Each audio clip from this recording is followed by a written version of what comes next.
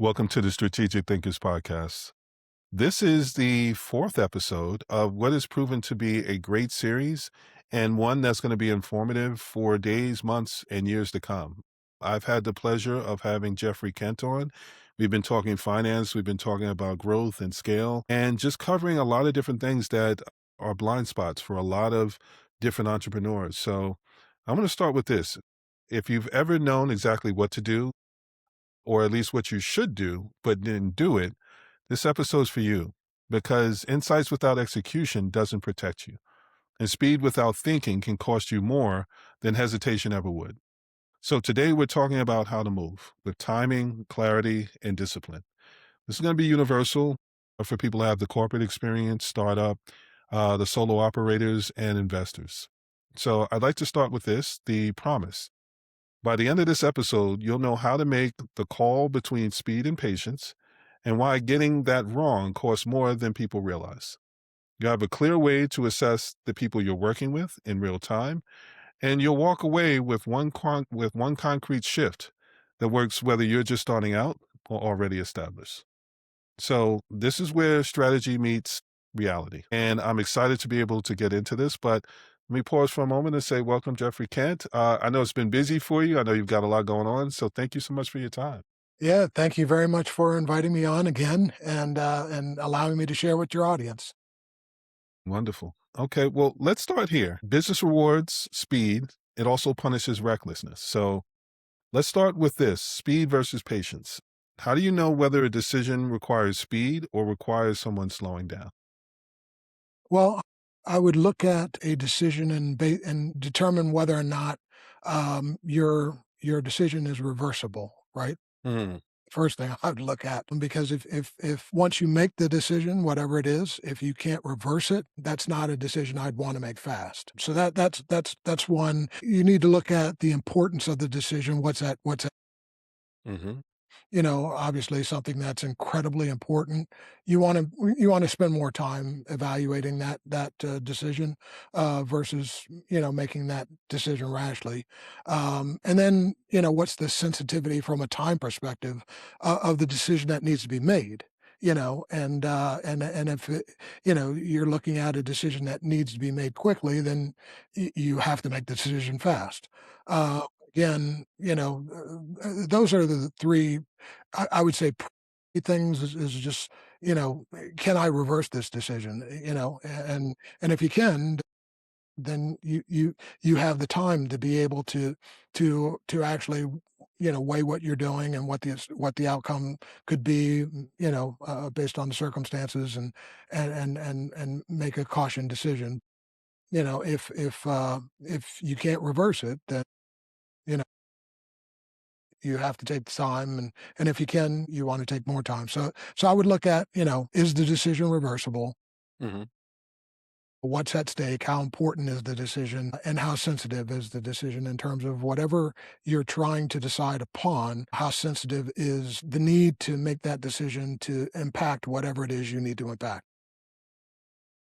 I, yeah, way to start strong because the first thing I heard in that is consequences. Yeah, yeah, And consequences and timing are two of the most biggest and important deciding factors in how to be able to speed up, slow down, and make decisions that will alter not just how things look internally, but especially externally when it comes to the perception of a business and how people view you in general. So, yeah, one of the things that I was thinking about as you were saying that is speed is right when you can pivot and you can kind of reverse it if you need to. You put a Band-Aid on what you need to be able to put a Band-Aid on. You slow down when there are consequences that you know that you can't turn around and correct. And timing shows up as what do you have at stake? Because if the stakes are high, then chances are you need to slow down and at least give it a second and a third thought to make sure that whatever the consequences are, there's something that you can live with. absolutely. Okay. Okay. So let's look at this from the operator's manual in action type of situation. So planning was a theme across this series. Mhm. How does planning actually make execution faster instead of slower? So with planning, the beauty of planning is And I'll relate it to writing a business plan. What you're doing in the planning process is you're trying to think ahead of all the things that could potentially go wrong and come up with solutions for them so that when you're in the midst of running your business and something happens, you can react instinctively because you've already thought that that might occur and you've thought what you might do as a result of that occurring. So planning allows you to do is focus on the 5% that you can't plan for, right? Because you can't plan for everything. There's always going to be, so if you free up all that energy on looking at everything to, taking, planning in advance all of 95% of what could happen and coming up with the alternatives for how you would react. That 5% that you can't plan for, your energy is focused on handling that stuff versus the person who doesn't plan, and now you have to devote all of your energy to everything that happens. So now you're devoting energy to 100% of everything because you haven't planned. Again, when you're planning, and only having to react to a small percentage of what occurs to you on a daily basis, you can do things so much more efficiently. So and that's what allows you to, and again, people will always they'll look at good business people, and good business people plan, right? And so they'll look at good business people and they say, they make it look so easy. Well, they make it look so easy because they planned. Well, Yes. they tried to figure out what could happen. Let me come up with a plan A, plan B for Mhm. everything that could happen. I know I can't think of everything, but if I can think of 95% of the things and free up my time to devote to the things that I haven't, that 5% that I haven't thought of, whenever I make a decision and it falls into that 95 percentile that I've planned through, I can deal with that effortlessly because, it's like, being an athlete and, taking 1,000 shots from a particular, position on the court. Mhm. You're building muscle memory in. Planning is the equivalent, in a business. It's the planning, you know, of taking that shot. Once you have the to take that shot in real life, you can do it so effortlessly because you've practiced it over and over and over and over again, right? And the planning allows you to figure out what you're going to do, and again, it's like, okay, I understand when this happens, this is how I'll react, and so you react accordingly based on your planning. If A doesn't work, you have a plan B. You go to B. You do this very quickly. Someone looking at you from the outside looking in is like, "Oh my god," you know, "it looks so easy for this person." Mhm. Again, because they plan for it, right? So that's how it makes everything that you do move so much faster. Absolutely. I'm thinking back to the media planning that used to be done. I remember working for Everyday Health, and that was one of the roles that I had where the brand would reach out to the agencies would put out their feelers to be able to see who they wanted to be able to run with. And one of the things that we would do is we would listen to what the goals were, look at who the audience is, plan out as much as you possibly can. And one of the things that really stood out to me from gaining that experience is there's a lot that you can plan for, but what you're really planning for is the things that you can't plan for. Yeah, And once you can check the boxes of all the things that, like, okay, well, I know this could happen. I know this could happen. I know this could happen. It leaves room for you to be able to not have to react in real time, at least the bandwidth to react in real time right. for the things that you didn't think about. Yeah, So that yeah, 95% is trying to check every single box that you can. And that role really, I mean, I had known about it before, but that was one of the times where I really got to be able to take notice and really put into practice the importance of preventative measures. Preventative measures, planning is preventative measures. It's the understanding that you can plan for everything to go right, but life happens. And yeah, things very rarely ever go exactly the way that you planned. So freeing yourself up to be able to deal with all of the things that didn't go as planned, the only way that you can really be able to do that is by planning. yeah, You plan for what you know you can control and yeah. leave room for everything else. Yeah, and life and business are both complicated and complex, and so Mhm. when you're planning, what you can do is you can take something that's complex and you can create an execution roadmap, right? And so now with that execution roadmap, putting things into bite-sized chunks makes getting anything done so much easier, right? Because now it's, easier to, when you break it down to these smaller steps to, just go drop step through the individual steps and accomplish what you need to accomplish. Now you've taken the complex and made it simple, right? So all of that makes is what makes planning make everything else work so much faster. True. True. I don't want to oversimplify it because I realize both of us probably have at least 30 years worth Yeah. of experience that we can reference. And I'm listening to what you're saying. I'm like, yeah, of course. There's an importance of understanding what the process is and learning the process because when you learn what the process is, then it teaches you how to be able to plan for what's supposed to take place in that process. That's where preventative measures come in. And that's the difference between preventative measures and reactionary solutions. When people are trying to figure out, okay, well, you guys are talking about planning, keep in mind that we're talking about looking at different iterations of the same thing over and over and over again to the point where we can anticipate, we can see things before they happen. We can see pretty far down the road. When you're just starting out, that first iteration is the thing that you're focusing on, and you want to document as much of that as possible. So when you see a different version of it, then that's when you can start to say, okay, well, I know what this looked like the last time. What's similar and what's different? And that's where you really start building out your plan.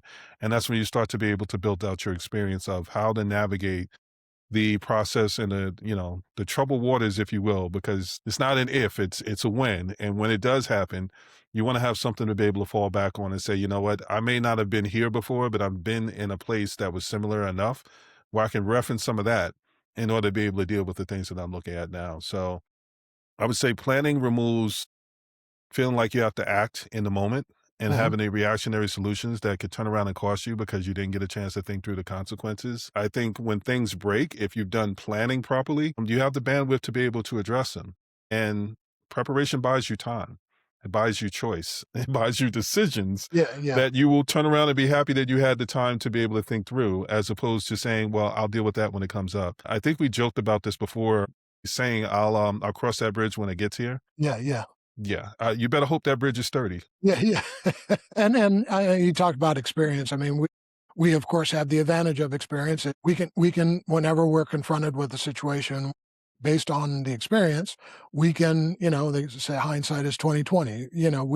We can go back and okay, I saw this before. I know what I did when I saw it. I know what the outcome was. If I didn't like the outcome, I can try something different. But just because you don't have the experience doesn't mean that that's where planning comes in. Now, if you don't have the experience, and even if you have the experience, planning helps you make even better decisions. But if you don't have the experience, planning gives you the equivalent as much as you can of experience. And that, again, you're looking at what could happen. How would I react if this does happen? And, maybe give myself a plan B as well. And now when it does, Ideally. you've got a way of dealing with something. It's not as good as experience, but it's as close as you're gonna come to it. Yeah. Yeah, absolutely. We were talking about this before we started, and I was telling you about the event that was coming up, and the guy was like talking about bringing me in as a speaker, and what I looked at is I said, okay, well, what slot do you have? And he already had some people, and I looked at the list, and they were talking about frameworks and systems and all the things that they were going to do, and I was going to be on the third day. And my thing is, I've been through so many of these summits and been to so many events that I know what the third day looks like. Yeah, yeah. So when you're thinking about planning, this is just another version of what I'm talking about and what we're talking about. Right. I switched from saying, okay, well, I'm not going to teach you frameworks. I'm not going to teach you systems. I'm going to teach you what happens when life intervenes in the systems and the frameworks that they just finished teaching you, Yeah, yeah, and built a framework around that to be able to say, when things start to drift, this is what you do. yeah, So this is how you keep things from going off the rails.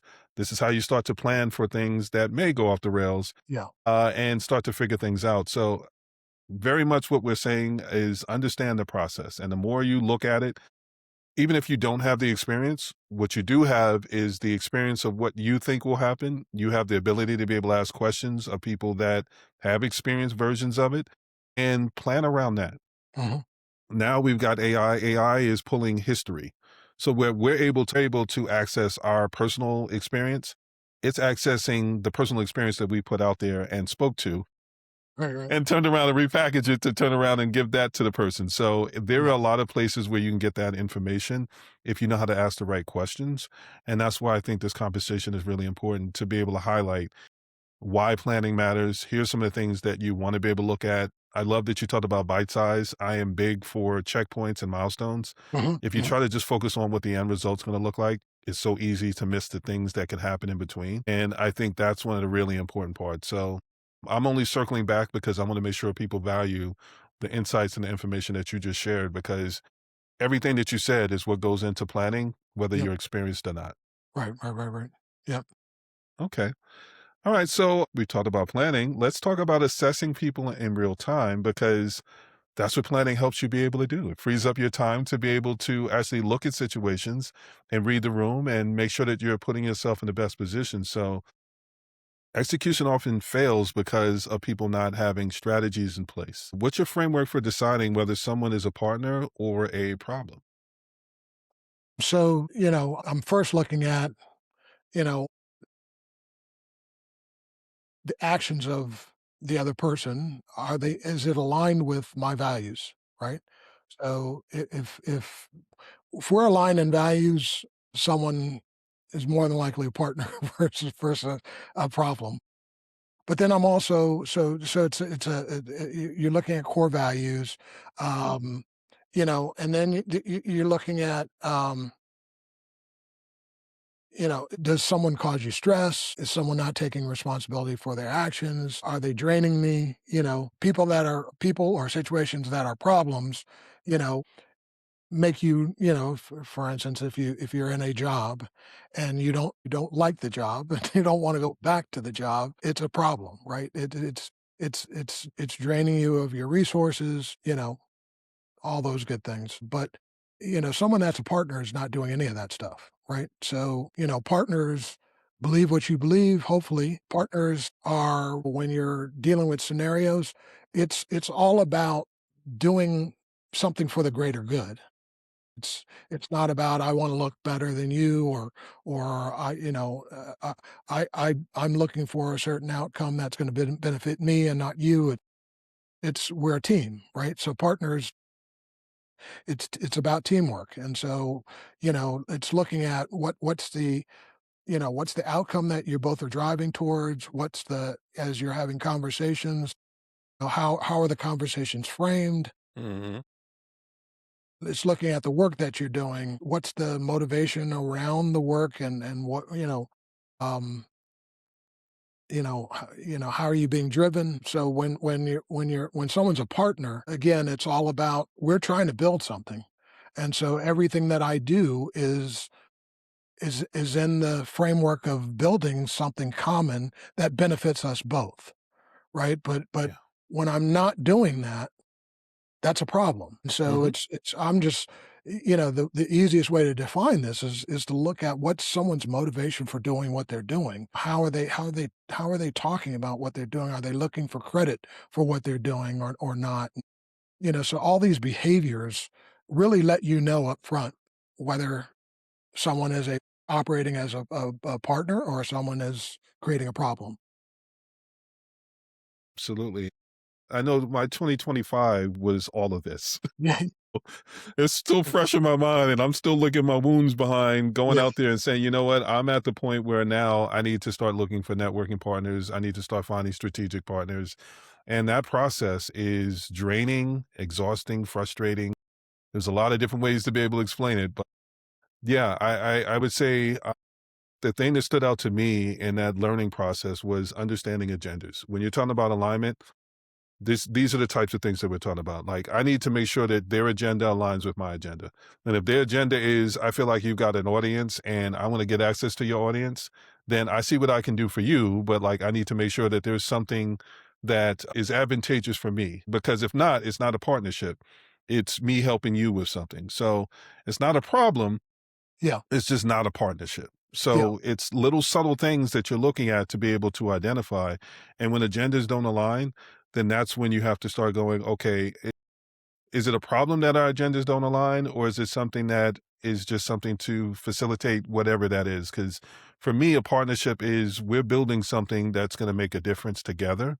And this is legacy. This is something where we're putting it out there to be able to make a difference. We're solving a problem. We're addressing a problem, challenge, or struggle together. I know what part I bring to it. I know what part they bring to it. And when we collectively put that stuff together, people are getting access to something they wouldn't have gotten on their own. Yeah. And it's creating a great customer or client experience or audience experience or anything like that. So yeah, I think one of the things that stood out to me was how to be able to identify agendas sooner, earlier in the process.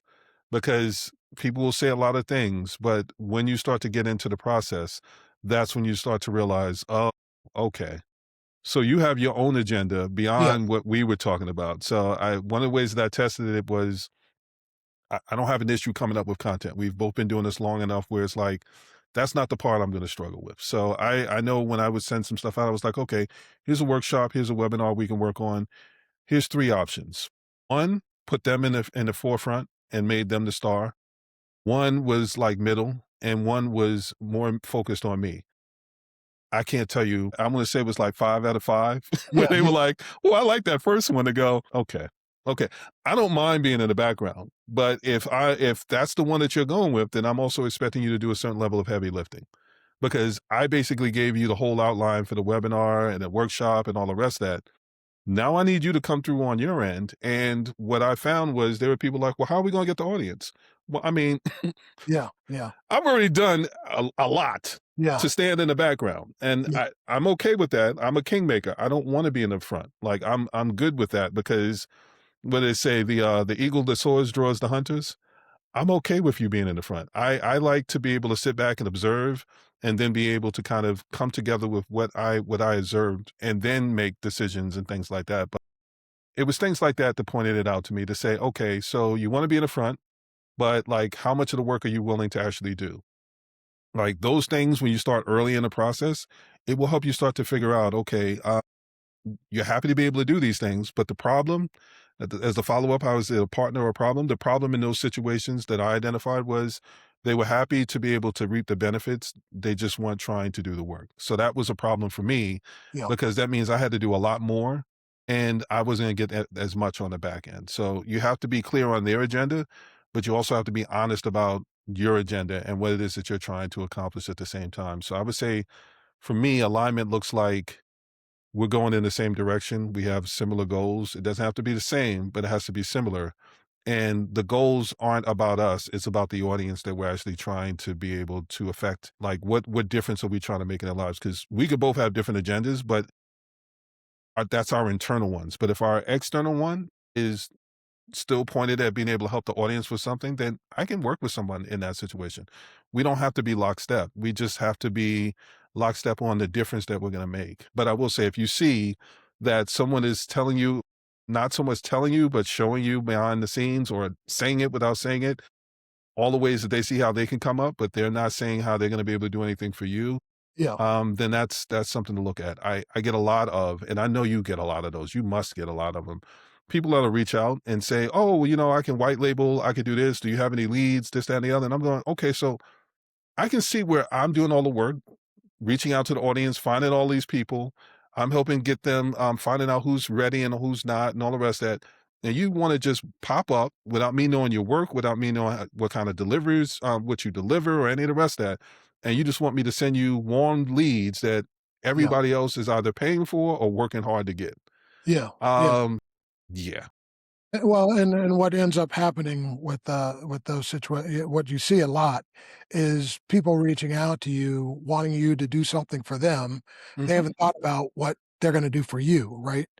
So it's, "Hey,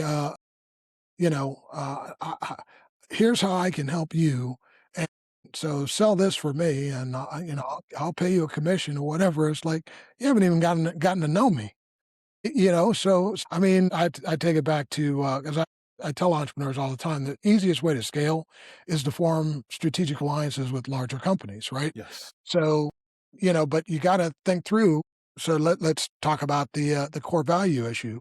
You Hmm. know, both companies want to grow their businesses, and they wanna generate more revenue, right? Okay, that makes sense. But if you, as a small business owner, are you value the relationship with the customer, you value the fact that you want to make sure that you bring a solution to their problem. Customer is hugely important, you want their input, and then you've got another partner that it's like, well, I don't really care about the customer, I just want to, I want to make a sale, so I don't really care how I go about doing it, as long as I get the sale. Well, there's a huge difference in core values there, and that's not gonna work, if so you wanna understand what are my core values, let me find someone that aligns with Yes. that. That's the first step in the process, and then it's like, well, there's gotta be a win-win scenario. So, if I wanna partner with a larger organization, what am I gonna bring to them, right? Well, one of the things you're gonna bring to them is your lack of bureaucracy, the fact that you don't have to ask people permission to do anything, the Yes. fact that you can turn on a dime, so your responsiveness, You're your agile. Yeah. ability to react quickly, agility, all that, they don't have that as a large organization, right? There's so much bureaucracy. They have a lot of money and they can identify opportunities quickly, but for them to act on them is cumbersome because of the bureaucracy. They have to ask for permission to do anything. You know, now you've got, okay, well, hey, I can provide this to you. You can let me leverage your significant marketing dollars to identify leads, then pass the leads on to me. What I'll do is I'll close the sale. I'll do the bulk of the work. And if the work that I have exceeds my capacity based on the number of people I have, can I borrow some of your people? Oh, I can. Great. Fantastic. So now we can get anything done, right? And I'll project manage them and we'll find an equitable way to split revenues on that deal. That's a win-win, right? Yeah. But if you're coming to me saying, "Hey, I want you to market my stuff," and but what am I getting out of it? You know? Yeah. I know what you get out of it, but what do I get out of it? And, oh, by the way, I've got my own business. My business isn't to market your business. My business is something completely different. So marketing your stuff and you paying me a commission based on what I sell of your stuff, Mhm. again, but what about the stuff that I normally sell? You know, if what am I supposed to do about that? If all I'm becoming is an agent for you, you know, Yes. I'm neglecting my business to help you. That's not a win-win scenario, you know. So yeah, yeah. When I get those, my immediate response back is, you know, I deal with people that I know, like, and trust, Yes. and so if you're willing to, go through the process of getting to know, like, and trust me, Mhm. maybe we can talk about forming some kind of partnership. But if you're not willing to do that, let's amicably part ways and, I wish you the best of luck and I'll do my thing. I'll continue doing my thing. Yeah. Yeah. I it depends on the day, if I'm being Yeah, honest. It depends on the day. There's some times where I'm in the middle of something and it'll pop up and, I'll either get the email or I'll get the cold call. The emails I can ignore and get to when I get to. If I look at the email when I know I've got other stuff going on, I'm mad at me, not yeah, them. I'm mad at myself. But for the calls and when they start trying to walk through certain things, yeah, I actually had an internet provider pop up and they started before there were a limited amount of options here. And then now they've started to expand it. So that lengthy contract that it was just very exclusive has been opened up. And I was excited about it initially, but then he started hitting me with the hard sale. yeah, And, like, he started pitching something where he was like, "Oh, well, we can get you on this business plan." And I said, "Well, I've already explained I'm a solopreneur, so I don't need something for a big team. yeah, I'm the team, yeah, and yeah, I don't take on more work than I know I need to take on. So you're trying to sell me on something that fits your package," which yeah, brought me back to our conversation where you were like, "You know what? There are some people that when they're doing sales, they're selling you on the thing that puts them in the best position. They're not selling a solution. They're selling, uh, what's the word I'm looking for? yeah, yeah, You're worried about your quota, and yeah, I'm not here to help you with your quota. I'm here to make sure that my business functions the way they're supposed to function. If I get on something and it doesn't meet my needs, then great that I helped you with your quota, but now you're making more work for me." And he just, "Well, let me ask you a follow-up question. Let me this, let me that." And that's why I said depends on the day. Because one day he caught me and I said, "You know what? I got 10 minutes." He had me on the phone for half an hour. Yeah, yeah, Another day he called me, he was like, "Oh," and I was like, "We've already had this conversation. I'm not gonna have this conversation with you again. yeah, Send me an email when I'm ready to be able to move forward. We can try to pick back up then." So one of the things I wanna kind of highlight, because we're joking, but we're also serious at the same time, is there's a difference between something being a problem and something being friction.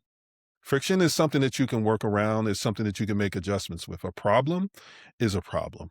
yeah, So yeah, when you're looking at partnerships, there are some people that, there may be some frictions. You don't align on everything. But like you said, if you are both looking to be able to bring something to market or give the best experience for a client, that's some friction that you can work with.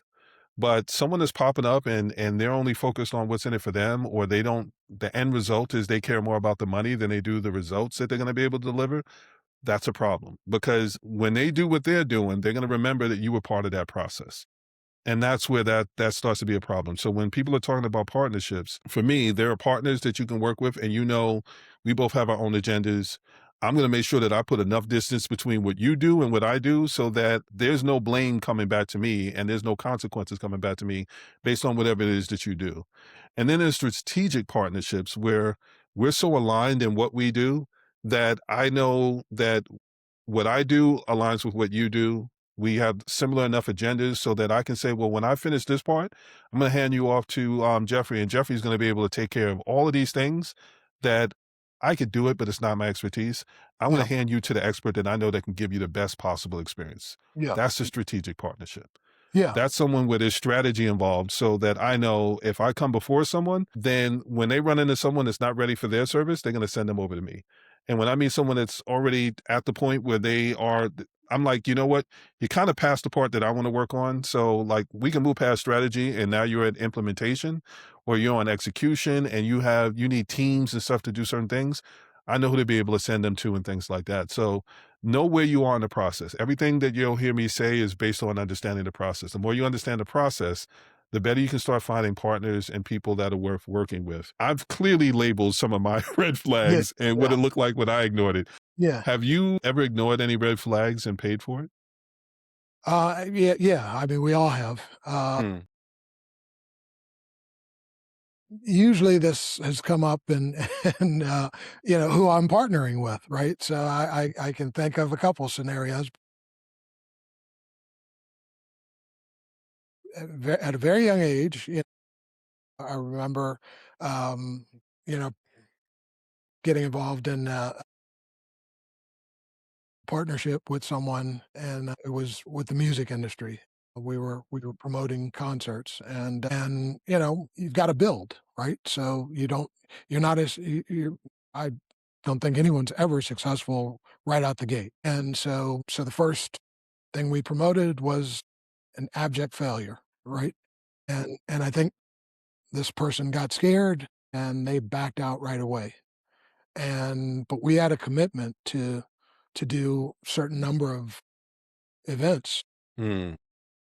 So he backed out, and I'm there holding the entire bag. Been there? So I went ahead and did everything else, and then shut things down after that. And I actually ended up getting in another venture with that same person, and it had the similar outcome, which, I think you again, told me about this. Yeah. this was I I I had gotten the warning signs in an earlier venture and decided to ignore them because Hmm. I was so excited about the opportunity. I wanted to pursue the idea, and that was a huge mistake, and that was a lesson I never made, a lesson I learned, and a mistake I never made twice, never Yes, made it. sir. So Yes, sir. it was a good, I don't think you should, as an entrepreneur, avoid mistakes. Mistakes lead you to success, right? Actually, you're going to make them. You need to realize you're going to make them.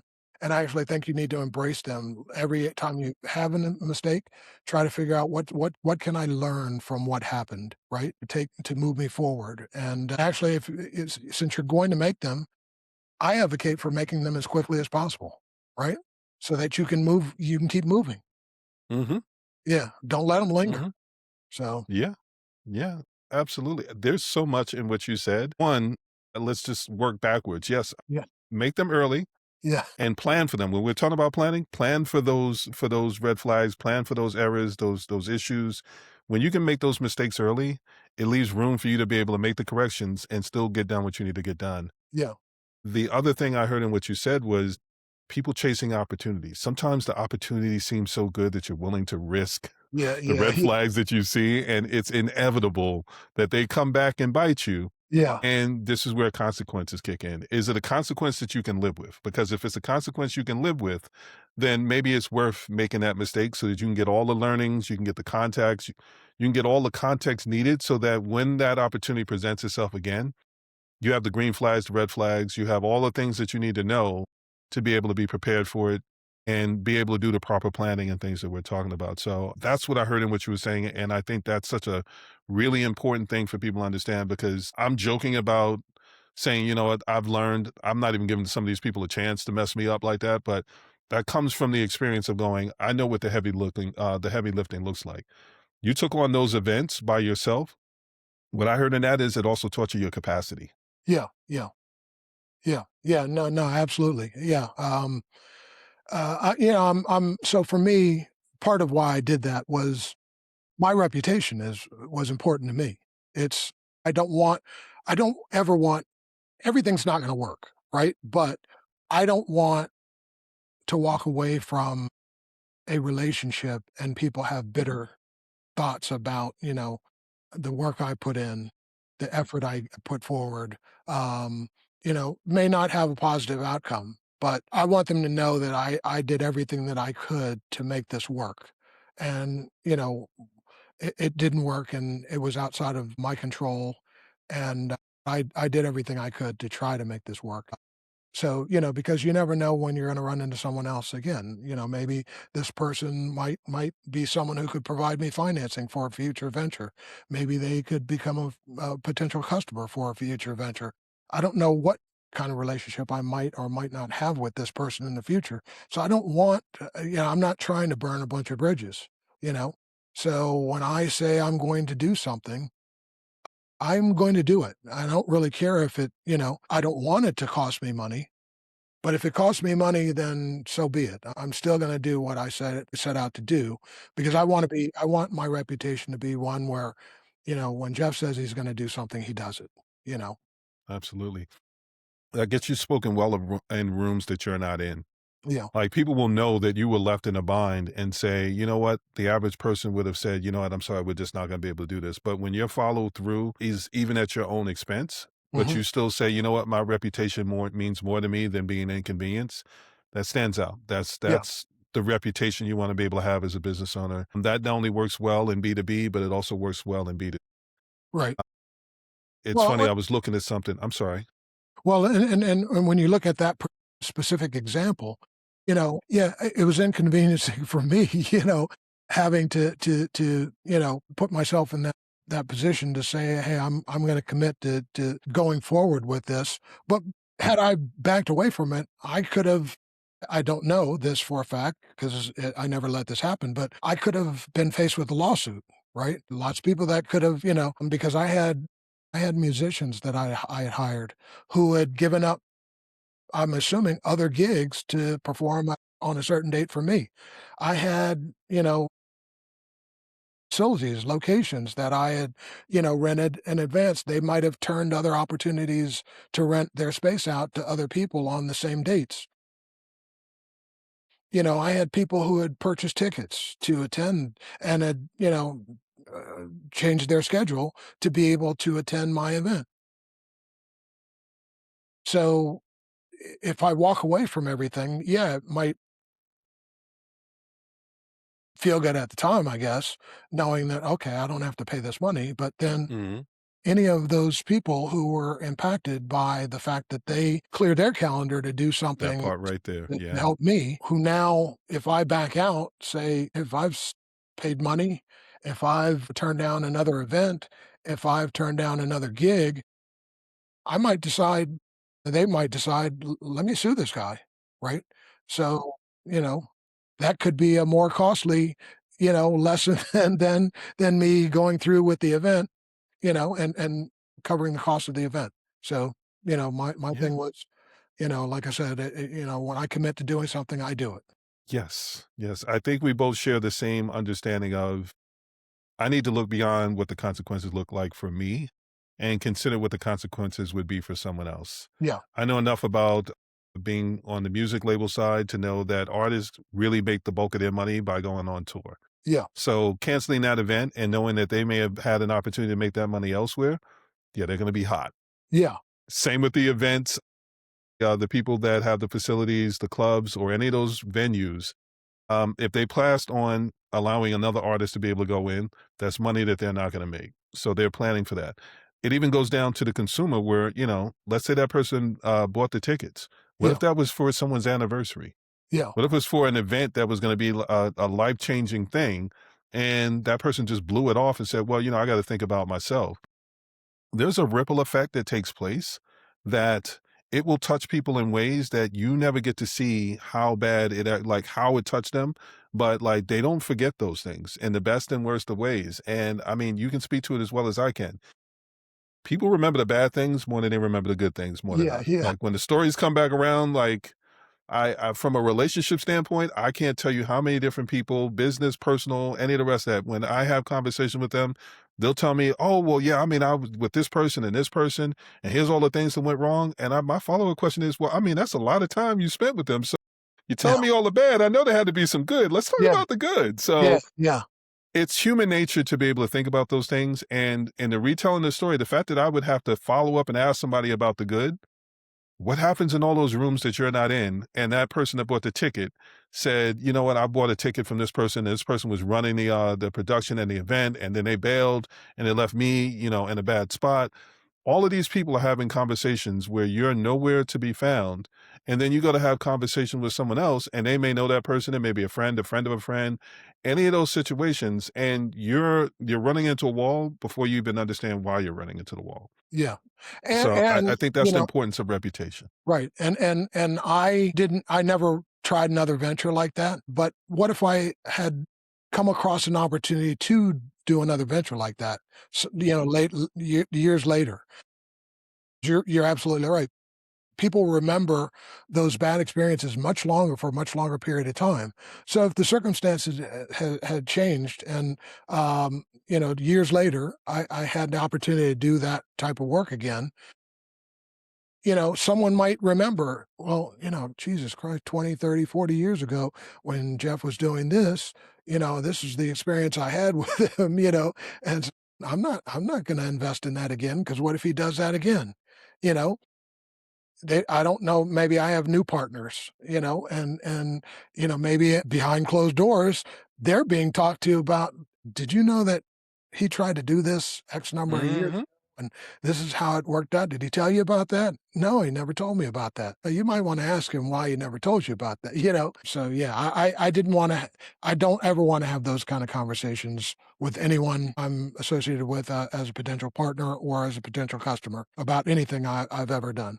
So that drives why I do what I do and how I do what I do. A Absolutely. I think the shelf life on mistakes lasts way longer than the great experiences that you can give someone. I'm listening to you and I'm thinking back to being on the publishing side, and there was a Slack channel that different publishers were all part of, and they weren't telling people they were part of it. And there was salespeople that would sell people on stuff, and then it didn't go the way that they thought it was going to go, or different situations. And then they would go to have a conversation or pitch to someone, and they're like, "I'm hitting a wall. I barely got to say anything." Yeah, yeah, And yeah, they were like, "I don't understand what's going on." And then it's the people that actually, like, after a point, we realized that they actually had that channel, and they were talking amongst themselves. yeah, And it wasn't the person having a name, it was that guy. So it wasn't, I'm not even gonna use my name because I don't want to put that bad karma on myself. But John Doe, you weren't John Doe anymore. You were that guy. And that guy is attached to that story. And it doesn't matter what you've done since then. It's like, remember that story I told you? Yeah, that's the guy. yeah, So yeah, yeah, you don't want to be that guy. You don't want to be that girl. You don't want to be that woman, that man. Like, you have to think about the consequences and understand that they go well beyond whatever that inconvenience you might have had in that situation. See it through. yeah, And when you see it through, then it puts you in a position to be able to have that conversation later where you can say, you know what? Yeah, well, I lost my shirt on that one, but I had to make sure that I followed through. And did you at least enjoy the event? Yeah, Well, I had a great time, and I didn't yeah, know that you went through all of that. And you did what? Hold on, like, that lets me know that you're somebody that I'm willing to work with because you're willing to go above and beyond for the results, right. not just what's in it for you. So, I love that story. I love the different versions of it that other people may hear in it that include themselves to know when they were inconvenienced, and they said, "I'd rather be inconvenienced than to be that guy, that girl." So, better to be able to look at that from that situation. And I'll bring it full circle back to this is why you plan. You plan for things to go well. And all of the plans, all of the systems, all the frameworks, these are all built around things going perfectly. Yeah, What you yeah, also have to do is plan for all of those things to go back to the 95% that you spoke to. So it frees you up for that 5% for when things don't go well. And you have to be able to say, you know what, it's bigger than me and yeah, figure out how you're going to be able to work around it. yeah. Okay. Well, let me bring it back around to the one thing because we've covered a lot of things, and I want to be mindful of your time. So I'm going to kind of bring it back around to say the one thing is always about, and it's never one thing, but it's we've covered planning, funding, psychology, execution. If someone could change only one behavior after this series, what would create the most leverage? What's one thing that you want them to kind of walk away with? You're not obligated to one thing. If there's more than one, definitely cover it. But if there's nothing else, I think you just covered it, if I'm being honest. Yeah, it would probably be, something related to, your leadership style, right? So, um, just, being consistent about who you are, how you behave, how you communicate, because you influence a lot of people. You influence employees, you influence partners, you influence customers. So just being really consistent about how, who you are and how who you are manifests as a business person in the real world. That would be, you know, that would be what I would tell people, again, talked about and, just what we were talking about, wanting to, when I'm not in the room, how did people talk about me? You know, and, me doing things that could be incredibly painful to my pocket, but it talks about my character, when I make certain, decisions to do things that I know are gonna be painful, but I gave my word to do something, so I'm gonna stick with that. Again, I think that, when people can take anything from that, it's, your reputation precedes you, your your reputation sticks around, your reputation is being talked about when you're not in the room, your reputation and or just your reputation in general just influences so many people that you are not even aware of. So if you're gonna do anything as a business person, it's be consistent about what your reputation is, Absolutely. make sure that it's positive, right? So, figure out what that is for you and just be consistent about, having that consistent reputation, you know, whether you're in the room or not, so that when you're not in the room, you're perceived the way you want that you want to be perceived, which can help you in business, right? So yeah, that what I would tell people to do. I think there are a bunch of things that you can do, but um but yeah, I want when people talk about me, I want them to talk about me a certain way, which hopefully is positive, and it's based on how I behave, how I view others, how I do business. Hmm. I mean that's served me well throughout my career. I'd say So so. if I looked at how have I benefited in my career from what anything that I've done, it's being consistent about who I am and how I interact with others. Yeah. Yeah.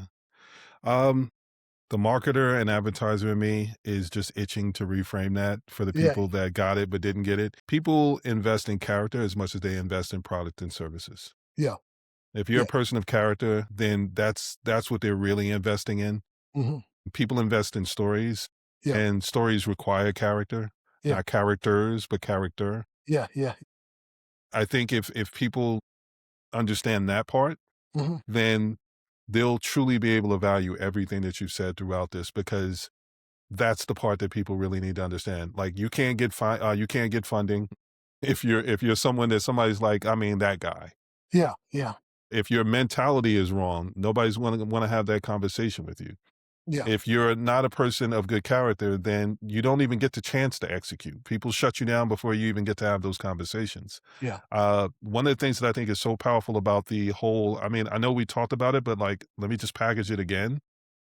Consequences. yeah, yeah, You know, the consequences are the thing that really people need to be able to understand. When you can understand the consequences, then it affects your character yeah, because you stop thinking just about how something's going to affect you and you start thinking about how it's going to affect other people. So you can do something to someone and say, "Well, I know I said I was going to do this, but I can't really do that." It's not just the person that you bailed on or didn't follow through with, it's who that person had depending on them. yeah, So it can happen a person away or two people away or three people away. And you just went from thinking, oh, well, I can take the L on that one because it's only that one person. But that person could have been connected to all of these other things.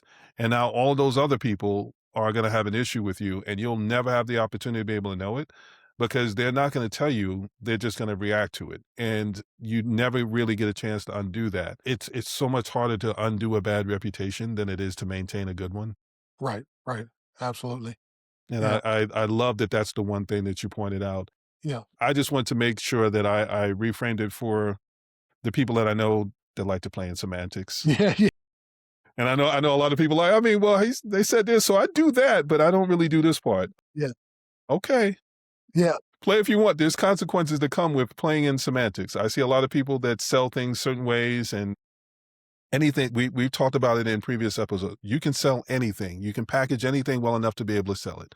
But if you don't deliver, if you don't have the character, if you don't follow through, then you only get to sell it once. And there's no business that can sell something once and stay alive. yeah, yeah, You're going to need repeat customers. You're going to need new customers. And repeat customers or that original customer will speak to new customers or new prospects and say, yeah, I mean, don't do that. yeah, So if you're building something with the understanding of it's bigger than you, then you're putting yourself in a position where you'll have people speak fondly of you, lovingly of you. You'll create the brand champions that honestly, small businesses and entrepreneurs that are working their way up to six figures, even the ones that are working their way up to mid six figures. You need the audience to be able to sell for you. You need brand champions because if you have to pay to generate leads, you may generate $500,000, but you may spend $400,000 to generate that 500,000. yeah, yeah, yeah, yeah, That's everything I was hearing in what you were saying, and you were being so diplomatic about. I think is let me talk about the consequences to the people that are a little shady out there thinking like, well, I mean, I do this, but I don't do this. There's consequences to not being a person of character. yeah, And you may feel like you got over on that one person, but you don't know who else that other person was working with, dealing with, partnering with. And that by extension, all the other lives that you've touched, you may never even get a chance to apologize or explain yourself. So don't do it to the first because you don't know who the second, third, and fourth. yeah, and at the end of the day, people do business with people, right? So Hmm. you talked about, investors, entrepreneurs will ask all the, how do you get funding? Well, you gotta understand how the investor thinks. Well, the investor, first of all, wants a return on their investment. Everybody does, right? But after that, they have to believe in you. They have to believe you're telling them a story of, hey, I think I can do this, and you're going to benefit because I think I can do this. But they have to, at the end of the day, they have to believe you can actually do that. So if they don't believe in you, you're not going to get money. It doesn't matter how good of a story you tell, you know? So, yeah, yeah, and kinda same thing when you're talking about people that, employees. I mean, I know people that work for people they don't like, usually don't work for 'em for long, it's a much more pleasant experience when you actually enjoy the people you work with, so again, I think it's critically important that we figure out what kind of character we want to have, how we want to be perceived, and every action we take, projects the way we want to be perceived and the way we want to be thought of. I'm gonna soundbite this. Be of character, not a character. Yeah. Yeah. Okay, so let me spin this for a moment because it's the one thing, but like this is the part where, when we break this down into a mini series, when people are listening to it, there are a lot of people that get a lot of information, and then we're at the point where people start to figure out how they're going to customize it to themselves and implement Mhm. it. Mhm. Character, extremely, extremely important. I will add the one thing that I think people should also look at in addition to character, and that's doing your due diligence and understanding the process. Yeah, Because yeah, the better you understand the process, the better you understand where everybody's role is in it. And it makes you have better conversations. It helps you understand the consequences of when something goes well, when it doesn't work well, and all the rest of that. And that makes it easier for you to plan. It makes it easier for you to do a lot of different things. Like you understand where you can position yourself into the process. And it makes it easier for you to maintain being a person of character yeah, because you know what you're walking into. yeah. And entrepreneurship can look really appealing from the outside, for Yes, it can. reasons, but it is, you know, as much as people don't want to tell you, it's very, very, very hard work. So, you know, um, but the more you know about it, you want to know what you're getting into, right? Because everybody's not cut out for this. But I always tell people that, I'll take people through this experience of I think it's important to understand whether or not you're actually an entrepreneur, and if you're not, that's okay. You can still do something entrepreneurially, right? But I think it's important to know whether you are or not. And if you're not, find someone who is entrepreneurial to work with you. But I think anyone can do it, something entrepreneurial, right? And you don't have to be an entrepreneur to do it. You just need someone, if you're not, who is an entrepreneur to work with you. But I think it's the greatest thing since sliced bread, Right and there with you.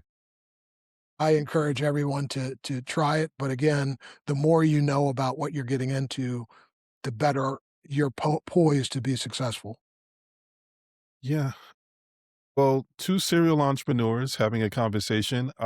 We're partial. It's easy for both of us to say, I love it. I love it. I've loved it since my first candy business. I love Yeah, it all the way up to everything that I've been able to do since then and everything I'm doing now and all the things that I have coming up in the future.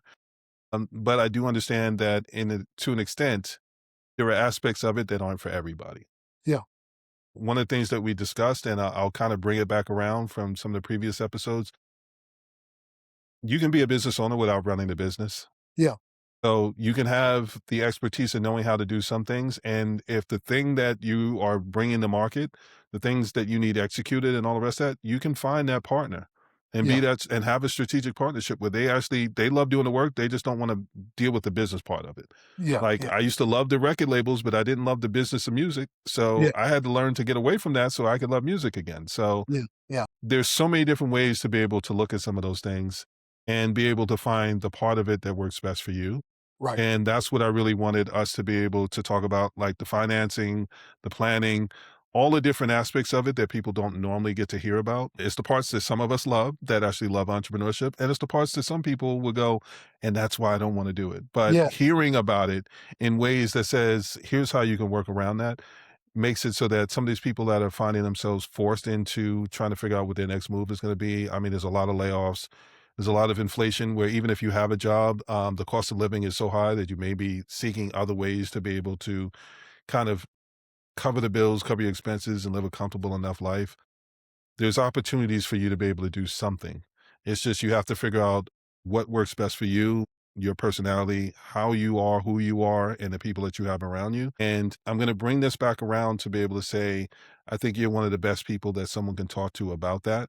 mhm, mhm, You've got the university, you've got ways where you're walking people through things and educating them on the things that they may not know about, even if they are going to AI and they're getting a checklist that says, all you got to do is this. yeah, It's all the little things that are in between that people don't normally get a chance to be able to look at. So, um, I I I I've got follow-up questions that I wanted to be able to ask, but I also see this as a great opportunity for you to talk about what you're doing with the university. I know you have an app that's going to be coming up, Uh-huh. and I'm excited about that. I know that you're building a lot of things that are going to help a lot of people. I'm not going to make it about me, and I'm not going to make it about some of the people that I know are looking for some information. I want to talk to the people that are ready and the people that want to be ready. And I think talking about the university is going to be a great way to do that. So I would love for you to be able to talk more about it. Yeah, yeah, no, absolutely. So I mean, I have a community that I've built on alignable.com called Entrepreneur University. It's got about 1,500 members now, growing at 2 to 3 members a day. And through that that community, I'm trying to bring entrepreneurs together and give them the resources they need to give them the highest probability for success, right? In the process of creating so through the university, one of the things I've created my checklist on how do you scale exponential business growth. What checklists do is they tell you how to do something, right? I'm sorry, they tell you what to do, right? So I've got my checklist on scaling exponential business growth, and it tells you what you need to do in order to scale growth. I've looked at, you know, successful business, read lots of books, and looked at successful entrepreneurs over the history of mankind and realized that they attribute the same things to their success. I There's jotted an them down, overlap. Yeah. put them on the paper, and said, "Hey, here's a checklist of 6 things that you will find in any successful entrepreneurial venture." So now you have that checklist telling you what to do. The problem is, how do you do it? You know, and so I wanted to create that. So what I'm working on, I'm in the process of creating another community on Volley.app that will allow me to not only provide the checklist to you, but will also give you an online assessment so that you can see how you and your current business are doing as it relates to the things you need to do in order to exponentially scale your business. So you'll actually get a report card, and then you'll get a work plan of, here's what you need to do over the next 90 days. Here's what you need to do over a longer period of time. Here are the things that you need to work on. Here's the order in which I would recommend working on because you're weakest in this area, less weak in that area. And then tie that to resources that I can provide Mhm. that actually help you in the areas you need help in. So it's going to be a new community. I'm going to call it Entrepreneur Academy, and it's just a way for me to provide more focused effort on not only telling you what you need to do, but actually getting you the tools that you need to do the things you need to work on to exponentially scale your business. Love it. We do similar things, similar work. I think there are people that are so crabs in a barrel Yeah. that they think if someone does something similar that like, "Oh, well, I can't." I wanted to have you on because I know what my experiences are. Mhm. I know what I've learned what your experiences are. I know that there are things that people do different ways, and I don't want someone to only know my way when my way might not be the best way for them. Like, I know how I explain things. I know how I go about doing things. I want to make sure that people know that they have options out there in a world where it feels like there's less and fewer options available to them. So I love that you're putting something out there and you're walking them through these things and you're making it accessible for people to understand. So I'm going to hand it to you. Is there anything else that you want to leave anyone with? Because I mean, you already know we can go on. So Yeah, I'm yeah, going no, to no, let you no, close. I would just say if anyone wants to connect with me or contact me, just go to my website. It's www.thinkbigwithjeffreykent.com. Jeffrey is spelled Geoffrey. Um, and through my website, you know, there's all kinds of ways to contact me. All of my resources are there. So I would just say, hopefully someone gets something from one of these 4 episodes, and hopefully from all 4 episodes. And if you want to reach out to me for any reason whatsoever, please go to my website, and happy to engage anyone. Or alignable. Yes, absolutely. Yeah, I'm on all the social media sites. So from Facebook to LinkedIn to Lineable to Instagram to YouTube to TikTok. You know, I'm a little bit everywhere. I'm going to push back slightly because I don't want someone going to Instagram or TikTok and expecting to be able to get a fast response. Yeah. If you want to be able to get a fast response, go to where you know that you're going to be. Yeah, And yeah, I'm going to point people to Alignable. I'm going to point them to specific, the website, Alignable. Those are places where if you want to do your research and you're trying to, if you want to do your research, there are plenty of places to look. If you want to be able to get a fast answer, go to where you know there's a community, go to where you know that you can expect to be able to have a fast answer. I don't want people going to platforms that they're more familiar with and that they feel more comfortable with, and then sending something and going, well, I didn't get the response as fast as I thought I was going to get it. yeah. Yeah, yeah, Don't do no, that. no, I would agree. I am on LinkedIn and Facebook, alignable every day. Okay. But yeah, I'm much more active on alignable, and then obviously my website. So, if you're prioritizing, it would be my website first, alignable second. Okay. I want to make sure that we conveyed that part Yeah, because I know there's times where I'll look and someone's contacted me on Instagram and I'm like, I have a profile there, I have an account there. But that's not really I'm a service-based business, that's for products. yeah, So, yeah, I will tell you about the things that I'm doing there, yeah, but, like, if you're really trying to reach me, yeah, yeah, go someplace where you know that it's more focused on services, and I'm telling you where to find me. Similar to you, I know that people can find me on LinkedIn, they can find me on my website. If you want a faster answer, that's where I will point people to go. If you are just trying to do your due diligence, you wanna figure out whether you know, like, or trust, that's where all of these other platforms kick in, and you can go where you feel comfortable.